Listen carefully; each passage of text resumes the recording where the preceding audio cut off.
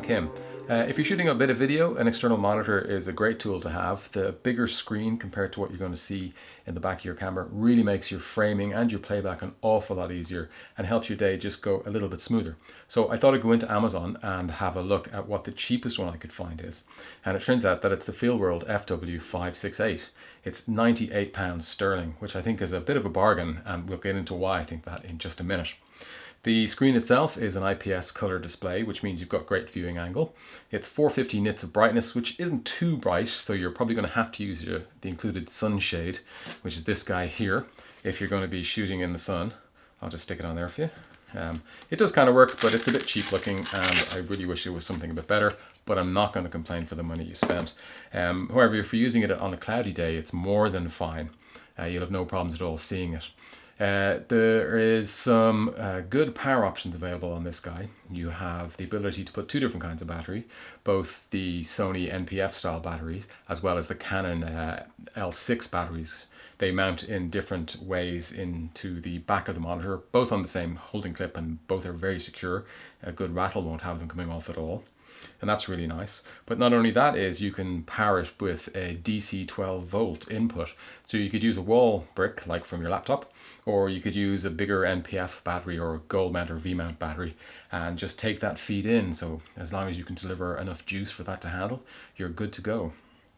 The nice part about this monitor, apart from that, is it's also got an output of 8.4 volts, meaning you can plug it into your camera and use a dummy battery or battery coupler to power your camera from whatever power is connected to the monitor. So in theory, you could have a big battery on the back or underneath your camera, like a Sony 970 or a V-mount battery hanging on your rig, and just power the whole thing all day long. And that really makes for one less thing to worry about when you're on a shoot. So this monitor only weighs 175 grams. It's ideal if you want to keep your kit nice and light. You might just want to stick it on a small rig like this, or you might want to attach it to the side of your gimbal if you want to have that bit of a bigger screen to see what's going on. Very, very handy to have in all respects. And really, if you haven't used an external monitor before and you're shooting a little bit of video, it's something you should really consider getting, because it just makes life that bit easier. Even if you're looking at the playback on a bigger screen with the person you're with, the client or the talent, everyone can see what's going on, even on this little 5.5-inch monitor. It just makes life a little bit easier. So let's have a look and see what's in the box. Well, obviously you get the monitor, which is one thing. Then you get this little bracket here included in the box, which I'm sure you've probably seen on videos like from the Andy Cine A6. It's the same bracket. It just screws down onto the hot shoe, and then you attach the monitor here on the side, and it tightens down, allowing you to swivel a little bit. And it's got this kind of cold shoe here, I guess. You can attach something like a microphone to, I guess. I don't really like this. I think it looks very awkward on there, but if you're just starting out, it's good to have it. At least you can then mount your camera on there. You get the sunshade, as we mentioned before, which just velcros on quite badly. I'm not sure how long that velcro will last, but I suppose if you take a bit of time putting it on, it's probably all right. It does work. There's no doubt about that. And if you are out in the sun, you should be using it. I think I said that. I'd like to see if it was held on with magnets. It would just clip in place, which would be very nice. Kind of like what Apple are doing lately with their MagSafe, but sure, that might come down the road, you never know. You get a 1 meter long HDMI cable. Conveniently enough, it fits perfectly on the Fuji straight out of the box, so I didn't have to buy another one of those. And that's kind of it. It's a very basic kit, but all you need to get started other than some power. Now I have a little Sony NPF battery here of 550, which are small. You'll get about 2 hours recording from the monitor always on with this guy on there, so you can plan your day accordingly with these. There is a little Canon, I think these are the L6 batteries, the one that goes in the 5D, the E6, so they won't last quite as long indeed. You'll probably be struggling if you're just using those, but better than nothing, and I guess it's nice to have the option. In an ideal world, you'd just use the 12 volt DC input and use a battery capable of putting out 12 volts into the screen and power it all day long, like an Anton Bar 190, for example, with its 190 watt hours of power. This is an 8 watt monitor, so you'll see with the NPF 550 being around 19 watts, 2 hours is there or thereabouts right for the camera. So let's talk about a few things that I don't like about this, and let's just get those out of the way. It's the one big thing really it's just the menu system. This isn't a touchscreen monitor like a lot of the newer monitors are going to be, and not newer, a lot of the new monitors are going to be. It's got these little buttons up the top here which you push. They're kind of wiggly on your finger, but they've got a nice solid push and click to them. So I guess if you're using gloves outside, that's probably going to be a bonus to you. It's not very intuitive, the menu. You got to click into it and then use two of the arrows to move left and right across the menu, and then up and down to go into the menu. To go back out of the menu, you just have to push menu again, and then you can go along to the next thing. Now, there's not a huge amount of options in there, but all the basics are covered, including things like an anamorphic mode, and that's 1.33 and 2 mag, or you can have your own custom setting like 151, whatever you wanted there.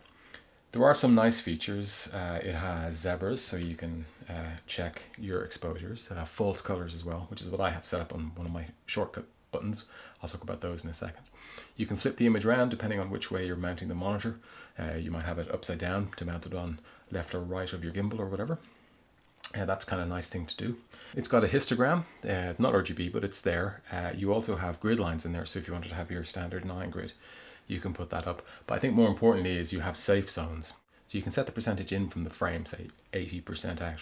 So you've got the outside 20% marked off with a white border running around there. You can also set the aspect ratio of what you want to record at. So if you were recording, say, at 239 or 240, you'll get that narrow strip. You'll be able to see where those guides are and keep your framing accurate to what your end product is going to be. And remember, this is a £98 monitor, pretty budget stuff. So I think really that's a nice option to have in there.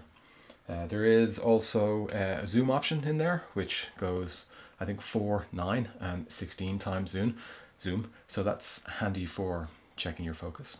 You obviously have HDMI in, which is full size, taking the feed from your camera. You've got a HDMI out, and they're both 4K, so you can throughput 4K into an external recorder, but I probably recommend you leave this last in your loop. There's also, as we mentioned, the power in, which is 12 volt DC, and on the bottom of it we have power out at 8.4 volts, which is more than enough to power your camera. There's also a USB attachment for firmware upgrades, but I can't figure out how you do that. I've checked on their site, there's nothing there. Other than that, we have a headphone out, which is probably the unsung hero of this monitor for a lot of camera users. Now, many modern cameras don't have that feature. They don't have a headphone out on them, or you have to attach a USB dongle to get it done. Well, you might be powering your camera over USB or just not want to get down that road. Obviously, the sound is transmitted over the HDMI. So if you want, you can just plug in your headphone cable.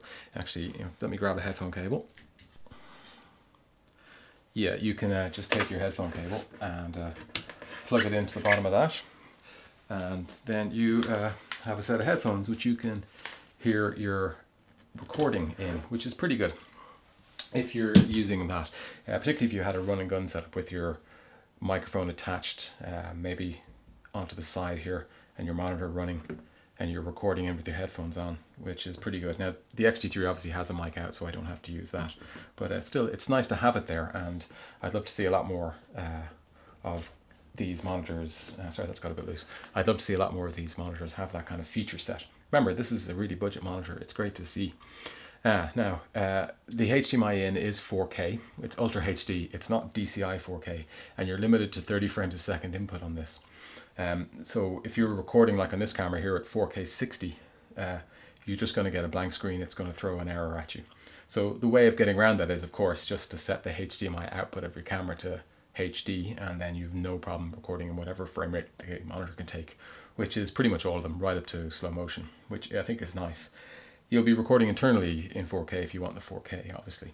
If you are going to an external recorder, I'm sure you'll have a screen on that, so it's not really an issue. So it's just something to remember to get by. If your monitor isn't working for you, just stick your HDMI output down to HD. Remember, the monitor is only HD, so there's no point pushing a 4K signal to it. You're not getting any benefit of that at all. So the resolution of the screen is 1080p. It is 400 ppi, so it's quite a densely packed screen. Just to give you some reference on that, if you're not sure what that means, my 5K iMac that I'm going to edit this on is 267 ppi, and it's an amazing screen to edit on. It's so clear. So this being 5.5 inches and a 1080 screen, you're getting so many pixels in there. It's got such a sharp image in it. I can't get over how good this is for the money. I've used bigger monitors which are nowhere near as good. Now there's versions like this out there which are 720. I think you probably will start to see a little bit of difference there, but there's no reason to go up to an actual 4K panel in any of these monitors. They're far too small. You're not going to get the benefit of that. Let's talk about build quality of this thing. First off, it's made of plastic, not an aluminium frame body, but for the price tag, I guess you kind of expect that. There's a tiny little bit of flex in that if you give it a good bend. Again, I don't think that's really a problem. A little bit of give and these kind of things is probably a good thing. If you are going to be knocking them around a bit, at least they're not going to be absorbing the impact so much, allowing a little bit of flex in there. Yeah, I mean, it is a cheap monitor. There's no getting away from that. And its plastics are okay. They're a little bit scratchy. But it seems to be well built. I mean, if I put a battery in that and clip it in and, you know, give it a good shake, that's not coming out. So, pretty happy about that. One thing, possibly these screws, if you're going to have to keep screwing them into and screwing them out of these little brass inserts in there, might wear down a bit. And if that goes, then you really are stuck without a mounting option, unless you fabricate something to glue onto it or something like that. But yeah, I mean, for the money, it's a grand monitor. I'm not going to complain too much. I think it's built well enough, certainly more than well enough for the price. So I'd be happy with that. I haven't had any problems with it in the 6 months I've had it. So I think that says something. So who's this monitor for? Well, I think if you're just starting out, it's something you're just going to have to go buy. If you're looking for a monitor, it's the cheapest one on Amazon, and it's a brilliant monitor for the price. The screen is really the shining point of this. You know, it's more than bright enough to use on most days. On a sunny day, put the hood on it, it'll be fine. All that's included in the box. So you're ready to go out of the box, which is great. Stick on some power and shoot. You know, having that bigger screen, and it's 2.5 times the size of the screen that's on the back of my camera here, which is already a pretty decent screen. It just makes life easy. So yeah, if you're looking to up your game a little bit and get a bit of a bigger viewing experience to make your life easier, then yeah, you should definitely look at this. Anyone who wants to have a slightly lighter screen on their camera at 175 grams, really light, so perfect on the side of a gimbal, and you can fly around with this thing all day, not have to worry about it too much.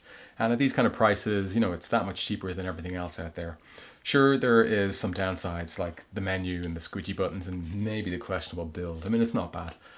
I think most people are just going to set it up and then have their couple of shortcuts done, and then that's it. You're not really going to have to go back into the menus very often. So, you know, it's the kind of thing where you're going to set it and not worry about it. I mean, it's not too hard to get around. You just have to take a bit of time learning it is all. So yeah, I mean, that's who it's for, I guess. So that's it. That's the Feelworld FW568. A quality little product for the price, and definitely something I'd recommend buying if you're looking to pick up either your first monitor or a very light monitor for small rig use, run and gun, or on the side of a gimbal. Anyway, I've been Kim. Thanks for watching. See you in the next one. Bye.